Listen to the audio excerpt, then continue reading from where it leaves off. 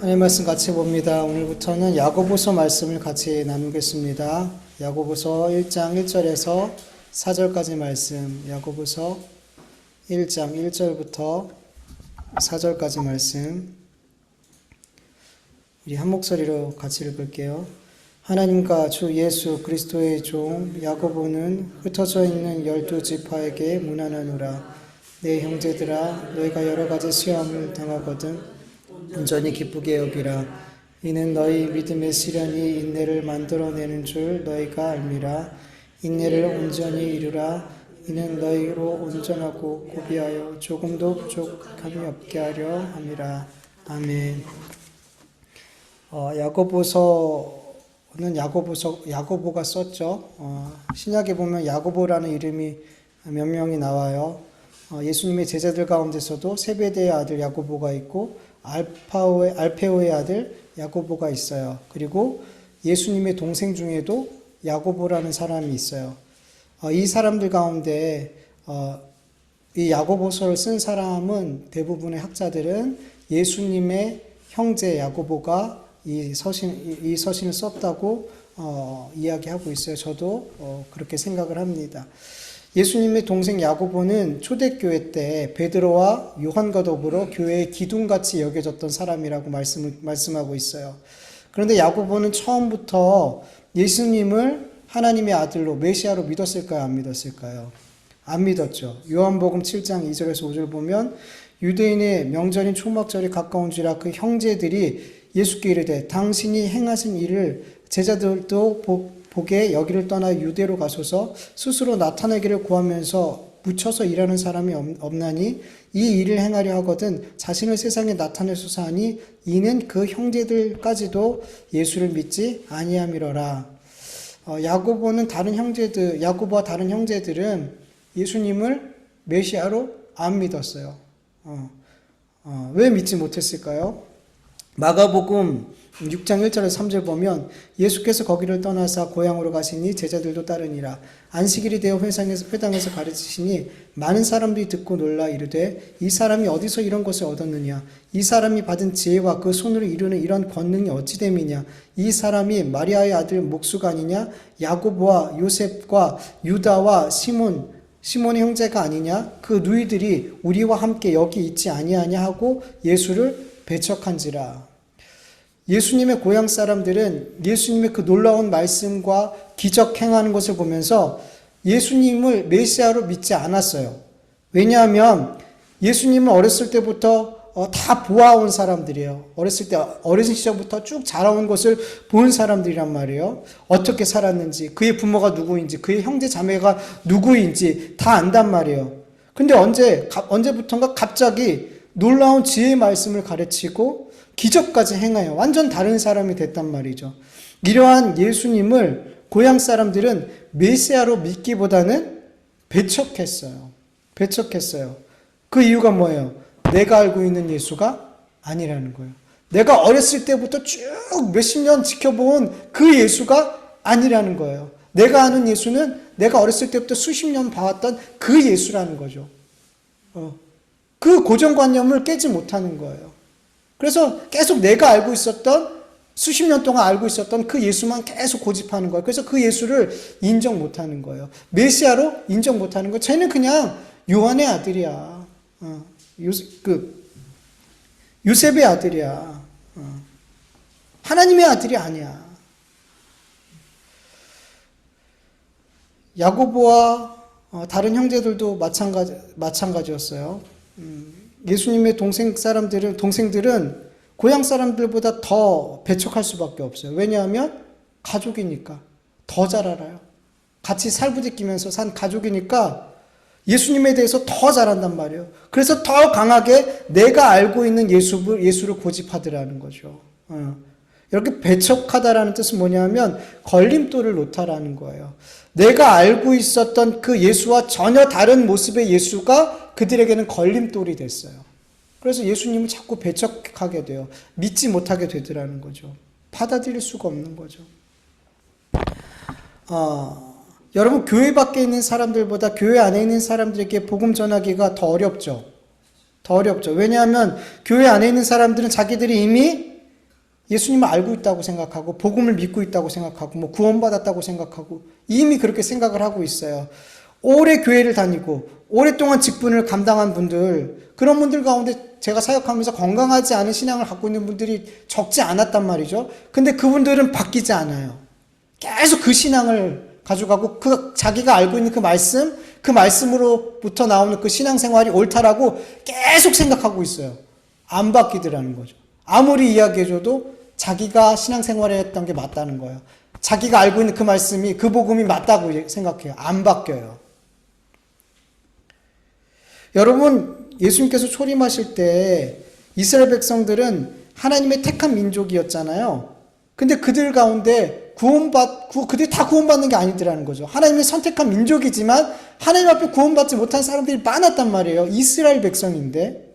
무엇보다 충격적인 건 누구보다 율법을 잘 알고 그 율법을 지켰던 이스라엘 백성들의 선생이요 영적 지도자라고 불리는 바리새인과 서기관들에게 예수님은 저주를 베풀었단 말이에요. 7번이나. 마태복음 23장에 보면 예수님께서 화 있을진저 외식하는 서기관들과 바리새인들이 하면서 7번이나 그들에게 저주를 선포하신단 말이죠. 왜 그들에게 저주를 선포하셨을까요? 여러분, 그들은 자기들이 가지고 있는 그 신앙, 자기들이 알고 있는 그 말씀, 그것만 고집했어요. 그래서 주님이 가르쳐 주신 그 진짜 말씀, 진짜 복음을 그들은 배척하더라는 거예요. 내가 알고 있는 말씀이 맞아, 옳아. 네가 가르치는 거 틀렸어. 예수님의 말씀을 자꾸만 배척하더라는 거죠. 내가 알고 있는 것, 내가 경험한 것, 내가 지키고 있는 이 신앙생활이 맞다.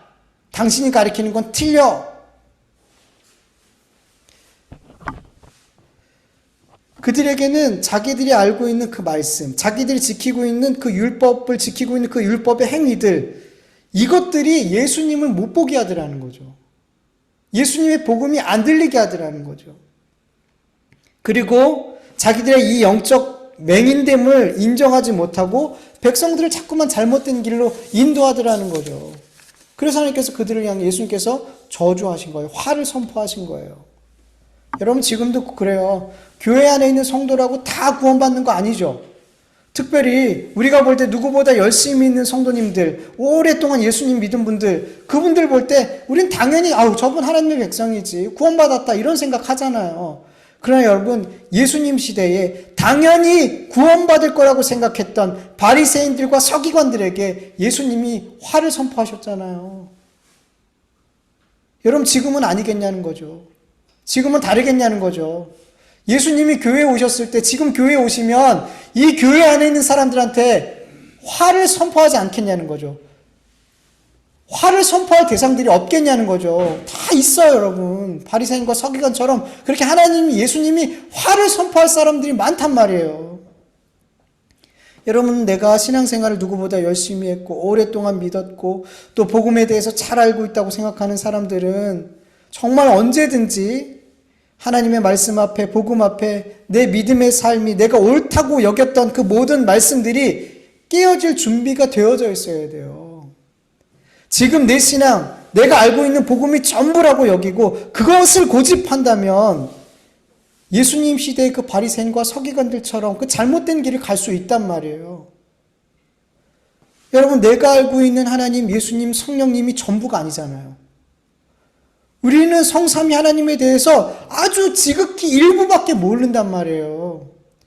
우리는 죽을 때까지 이 성삼위 하나님에 대해서 배워가고 경험하게 된단 말이에요. 그래도 다 몰라요. 천년 만년을 살아도 다 몰라요. 우리는 주님에 대해서. 그리고 말씀도 마찬가지예요.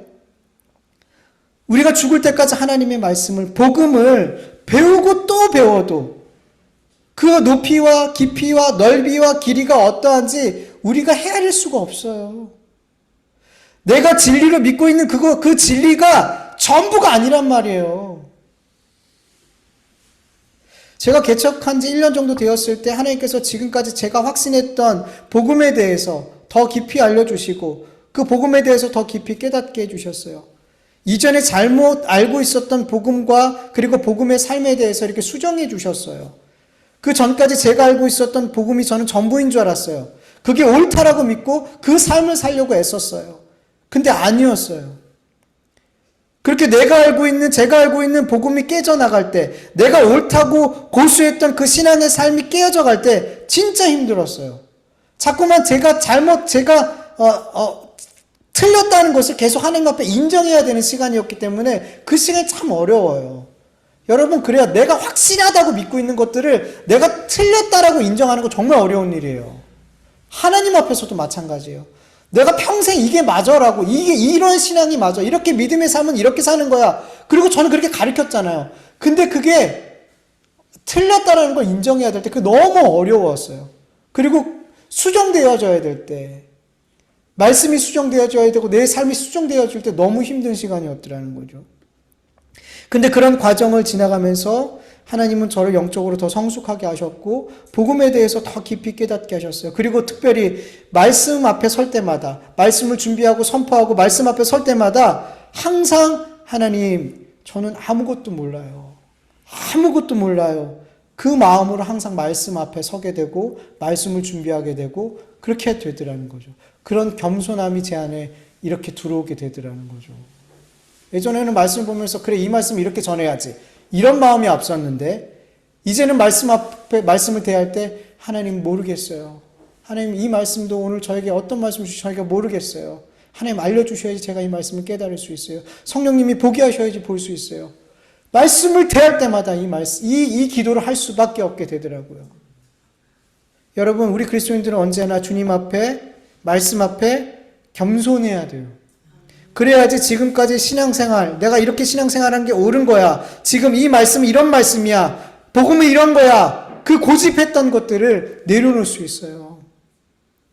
주님 앞에 겸손해야 주님에 대해서 더 깊이 알려주셨을 때, 복음에 대해서 더 깊이 알려주셨을 때 그것을 받아들일 수 있어요. 기꺼이 나의 잘못된 신앙과 잘못 알았던 말씀에 대해서 내가 잘못 알았군요 라고 인정할 수 있는 거예요. 그렇게 주님 앞에 인정할 수 있을 때, 내가 잘못 알고 있고 잘못 행했던 그 신앙의 삶을 수정할 수 있을 때 우리는 비로소 더 신앙적으로 성숙해 가는 거예요. 성숙해 갈 수 있고 자라갈 수 있게 되는 거예요. 여러분, 그리스도인들은 평생 선줄로 생각하면 안 돼요.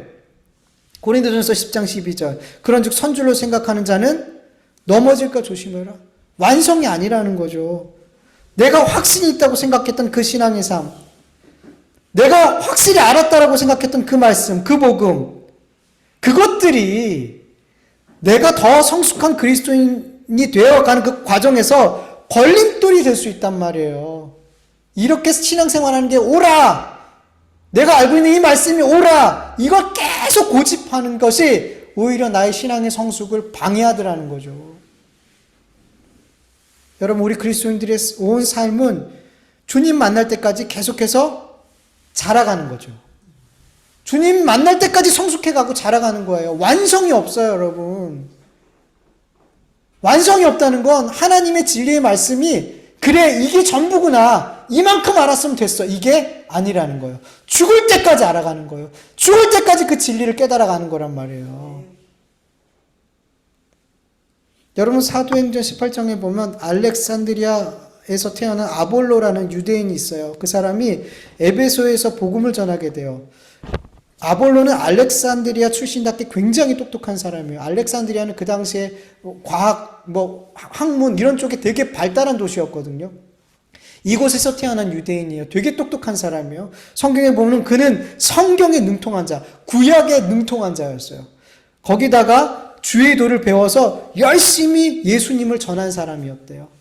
구약에 능통한 사람이 복음까지 알게 됐어요.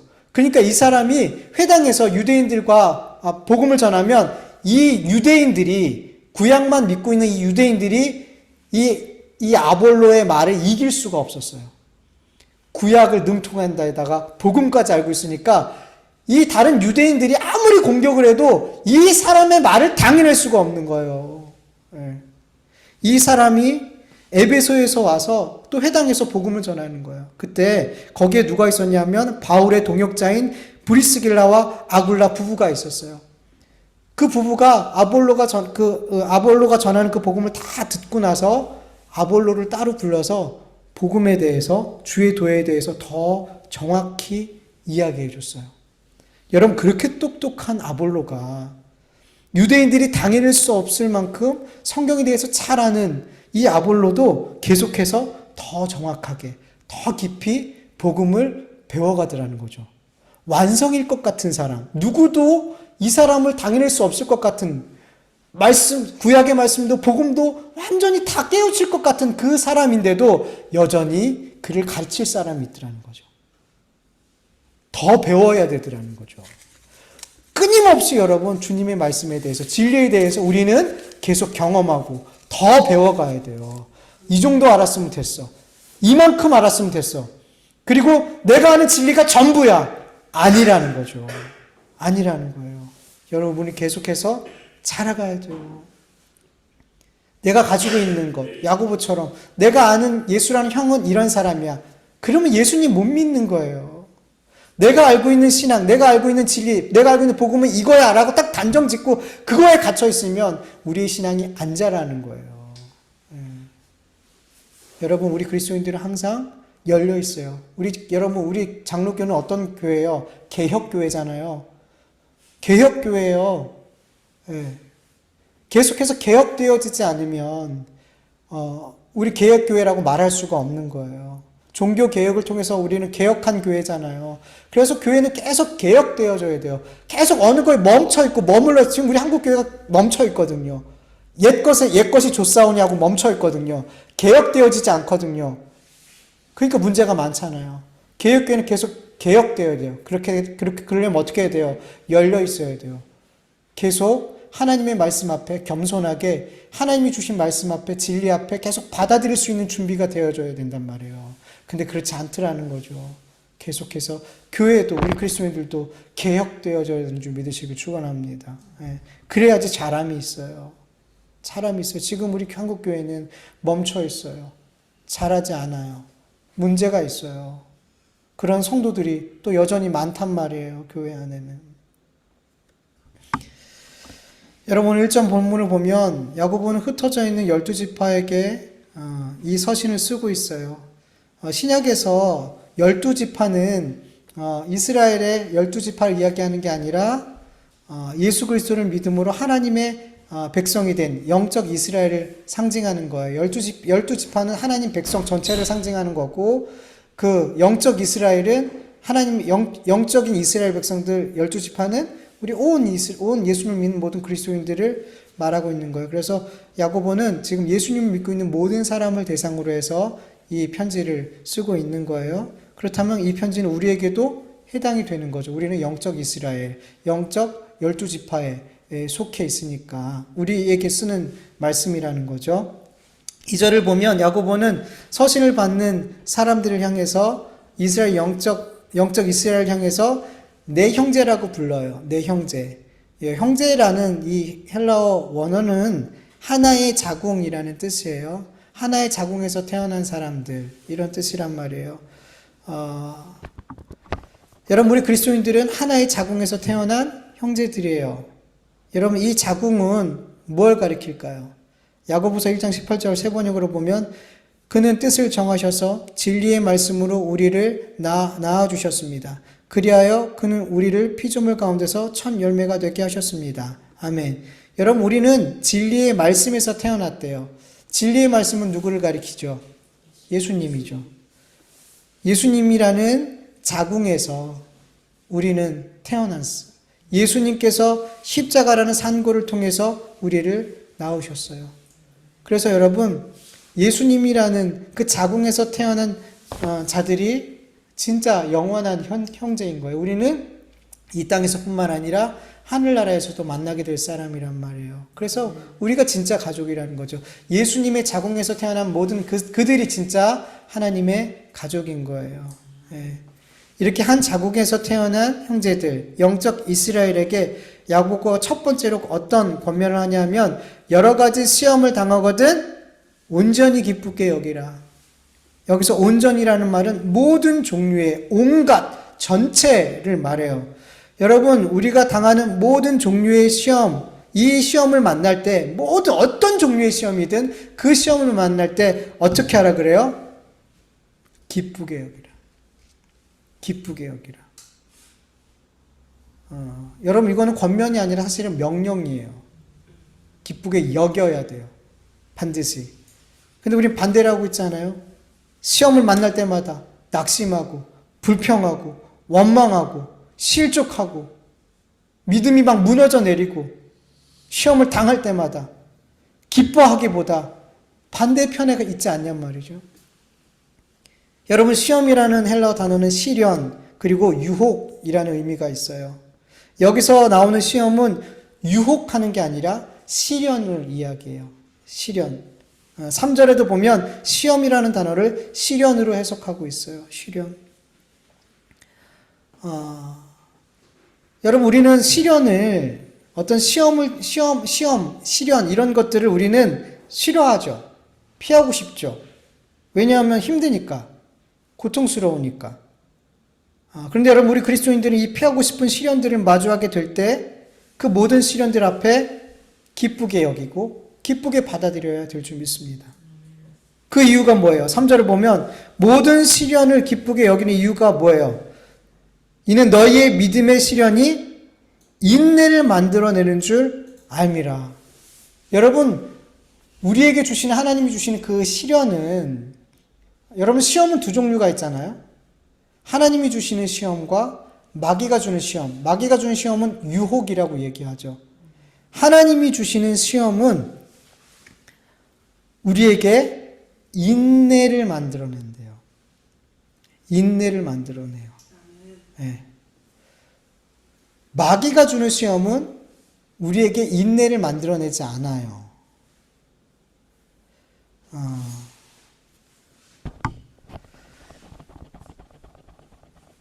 하나님이 우리에게 인내를 주시기 위해서 주시는 그 시험에 대해서는 성경은 믿음의 시련이라 그래요. 믿음의 시련.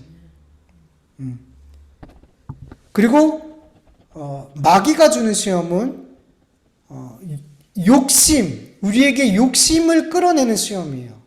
욕심을 끌어내는, 우리 안에 있는 욕심을 끌어내는 시험. 인내를 주는 시험이 아니라 욕심을 끌어내는 시험이에요. 야고보서 1장 13절에서 15절 읽어보면 사람이 시험을 받을 때 내가 하나님께 시험을 받는다 하지 말지니 하나님은 악에게 시험을 받지도 아니하시고 친히 아무도 여기서 유혹하지 않는다는 거예요. 시험하지 아니하시나 오직 각 사람이 시험을 받는 것은 자기의 욕심에 끌려 미혹됨이니 욕심이 잉태한 즉 죄를 낳고 죄가 장성한 즉 사망을 낳느니라. 아멘. 여러분 믿음으로 말미암아 받는 시험과 시련의 결과는 뭐예요? 야고보서 1장 12절 같이 한번 읽어볼게요. 시작. 시험을 참는 자는 복이 있나니 이는 시련을 견뎌낸 자가 주께서 자기를 사랑하시는 자들에게 약속하신 생명의 면류관을 생명의 면류관을 얻게 된대요. 하나님께서 우리에게 준 시험은 인내를 만들어내고 그리고 그 인내하는 자들은 그 결국 생명의 면류관을 얻게 된대요. 하나님이 주신 시험은 이래요.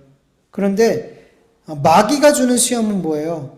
우리의 죄를 자꾸만 부추긴단 말이에요. 우리의 죄가 자꾸만 우리 속에서 막 이렇게 터져 나오도록 우리를 그렇게 유혹하는 그런 시험이란 말이죠. 그래서 그렇게 마귀가 주는 시험에 넘어지게 되면 어떻게 돼요? 죄와 사망을 낳게 된대요. 그 결과는 죄와 사망을 낳게 된대요. 여러분 우리는 잘 분별해야 돼요. 내가 믿음으로 말미암아 믿음의 시험, 하나님께서 주시는 믿음의 시련을 당하고 있는지 내 욕심에 끌려서 그런 시련을 당하고 있는지 우린 늘 잘 분별해야 돼요. 네. 여러분 만약에 내가 지금 내 마귀에게 시험 받아서 마귀의 유혹을 받아서 내 욕심이 막 이렇게 터져 나와서 그 욕심 때문에 내가 시련을 당하고 있다면, 고난을 당하고 있다면 어떻게 해야 돼요? 회개해야죠. 이건 인내할 게 아니죠. 회개해야 돼요. 회개하고 돌이켜야 돼요. 네.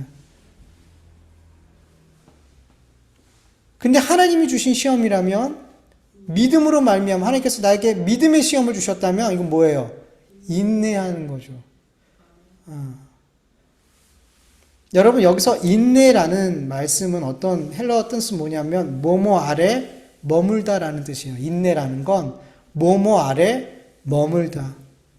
여러분 우리가 믿음의 시험을 받게 되면 누구 아래 머물게 될까요? 십자가 아래, 말씀 아래 머물게 돼요. 예수 그리스도 아래 머물게 돼요. 우리가 하나님께서 주신 시험은 왜 우리가 기뻐해야 되냐면 그 시험은, 그 믿음의 시험은 결국엔 우리가 예수님 아래, 십자가 아래 머물게 하기 때문이에요. 여러분 우리가 십자가 아래, 예수님 안에 머문다는 건 더 구체적으로 얘기하면 주님의 말씀에 순종한다는 거예요. 우리가 믿음의 시험을 당하게 되면 우리는 어떻게 자꾸만 우리의 삶을 어떻게 가냐면 주님의 말씀에 순종하는 그 삶으로 가게 된다는 거예요. 주님의 말씀에 순종하는 그 삶의 자리에 계속 머물게 된다는 거예요. 그래서 우리에게 유익하다는 거죠. 그래서 하나님이 주신 그 시험을 당할 때 우리는 뭐 할 수 있는 거예요? 기뻐할 수 있는 거예요. 기뻐할 수 있는 거예요. 네. 여러분 아브라함이 당한 시험, 하나님께서 아브라함에게 이삭을 달라고 했잖아요. 번제로 바치라고 했잖아요. 여러분 이건 무슨 시험이에요? 마귀가 주는 시험 아니죠. 하나님이 주시는 시험이에요. 하나님이 주신 시험은 뭐가 작동할까요? 내 속에서 믿음이 작동해요. 그래서 믿음의 시험인 거예요. 하나님이 나에게 시험을 주는 건 내 욕심이 작동하지 않고 내 안에 있는 믿음이 작동한단 말이에요. 그래서 하나님이 주신 시험은 내가 믿음으로 순종할 것인가 아니면 불순종하실까 이 문제란 말이에요. 하나님이 주신 시험을 통과하는 사람은 믿음을 따르는 거예요. 그리고 하나님의 말씀의 시험을 통과 못한 사람은 믿음을 따르지 않는 거예요. 불순종하는 거예요. 아브라함이 하나님께 아브라함에게 이삭을 바치라고 했을 때 그 안에서 뭐가 작동해요? 믿음이 작동하더라는 거죠. 그리고 그 믿음을 따라 순종하기로 결정했어요. 그래서 아브라함이 하나님께 이삭을 드릴 때 그는 여호와 일의 하나님을 만나게 돼요. 하나님이 어떤 분인지 더 깊이 경험하게 돼요. 하나님이 나에게 주신 믿음이 얼마나 놀라운 믿음인지 확인하게 된단 말이죠. 얼마나 감사해요. 이렇게 믿음의 시련은 우리에게 영적 유익을 준단 말이에요. 우리에게 하나님이 어떤 분인지를 더 깊이 경험하게 한단 말이에요. 우리로 하늘의 생명의 면류관을 더욱 소망하는 삶을 살게 만든단 말이에요.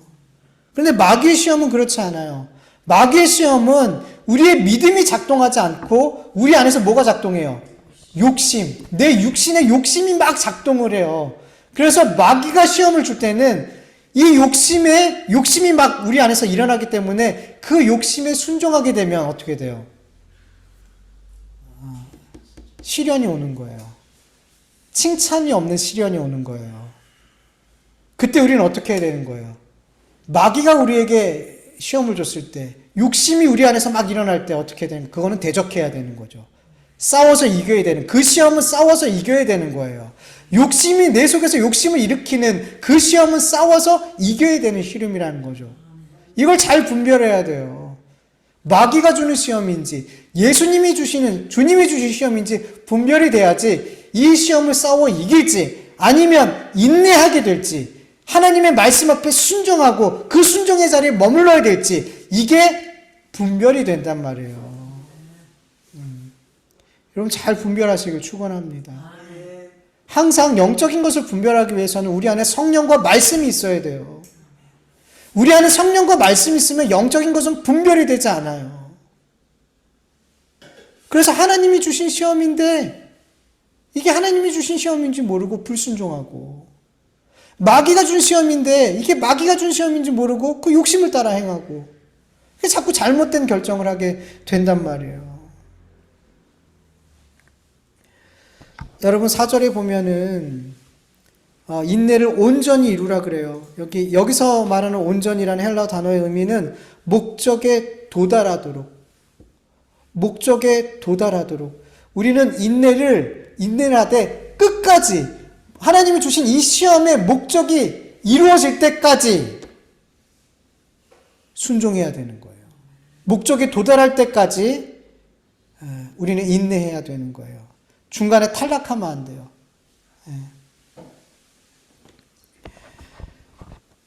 우리가 하나님께서 주신 그 시험을, 그 믿음의 시험을 믿음을 따라서 순종하게 될 때, 그 말씀에 순종하는 자리에 서게 될 때, 그리고 그 자리를 끝까지, 그 순종의 자리를 인내하며 끝까지 지키게 될 때, 결국에는 깨닫게 돼요. 그때 깨닫게 돼요. 하나님이 왜 이런 믿음의 시련을 주셨는지 그때 비로소 깨닫게 돼요.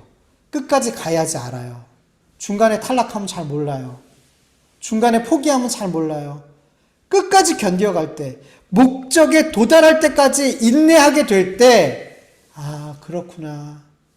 그래서 하나님께서 나로 하여금 이렇게 손해보게 하신 거구나. 이렇게 건강을 약하게 만드신 거구나. 이렇게 사업이 안 되게 하신 거구나. 이렇게 교회가, 가정이, 자녀가 이렇게 다 어렵게 된 것이구나. 라고 깨닫게 되고, 어떻게 해요? 하나님 감사합니다. 이렇게 결국엔 만들기 위해서, 이렇게 하나님만 내가 우상으로 삼았던 돈을, 우상으로 삼았던 자녀를, 우상으로 삼았던 사업을, 우상으로 섬겼던 그 어떤 직장을, 이것들을 다 보게 하시고, 아, 내가 하나님 앞에 범죄했던 것, 하나님을 잘못 섬겼던 것, 내가 우상으로 섬겼던 이 모든 것들을 하나님 보게 해주셔서 감사합니다. 그러면서 이 온내를 온전히 이루니까 하나님이 보이게 되더라는 거죠. 우리가 하나님을 보고 하나님을 보이게 될 때, 그 하나님 계속 바라보고 따라가게 될 때 우리가 뭘 얻게 되는 거예요? 생명의 면류관을 얻게 되는 거예요. 그리고 우리가 온전히 인내하고 목적지에 도달하게 됐을 때 하나님은 나로 하여금 온전하고 구비하여 조금도 부족함이 없게 하신대요. 우리가 인내를 끝까지 이룰 때 우리를 조금도 부족함이 없게 해주신대요. 조금도 부족함이 없게 해주신대요. 여러분, 당장은 이 믿음의 시련이 너무 힘들고 지치고 괴로워서 이 믿음의 시련이 과연 나에게 무슨 유익이 될까? 이게 진짜 나에게 무슨 유익이, 영적인 유익이 될까 의심스럽고 계속 이렇게 이 믿음의 시련을 견뎌야 되나, 인내해야 되나 의심이 들 수도 있어요. 그러나 여러분, 이 모든 인내를 끝까지, 목적지까지 도달하게 됐을 때 하나님은 우리에게 조금도 부족함이 없도록 만들어주신대요. 여러분, 이 말씀을 믿으시길 축원합니다. 여러분, 믿음의 시련이 올 때 믿음을 택하세요. 불순종을 택하지 마시고 믿음을 택하시고 목적지에 도달할 때까지 인내하시길 축원합니다. 목적지에 도달할 때까지 주님의 말씀 아래 머물기를, 십자가 아래 머물기를 간절히 축원합니다. 하나님이 여러분의 삶을 온전하고 구비하여 조금도 부족함이 없는 삶으로 만들어내실 줄 믿습니다. 우리 같이 말씀을 기억하면서 잠시 기도드리죠.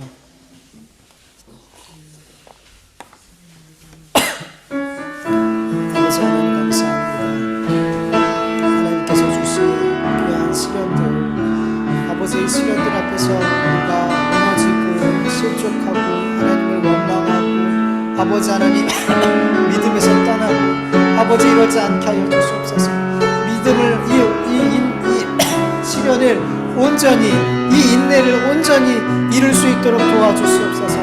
목적지, 하나님이 준비해 놓으신 그 목적지까지 아버지 우리가 주님의 말씀 안에서, 십자가 안에서 잘 머물 수 있게 하여 주시옵소서.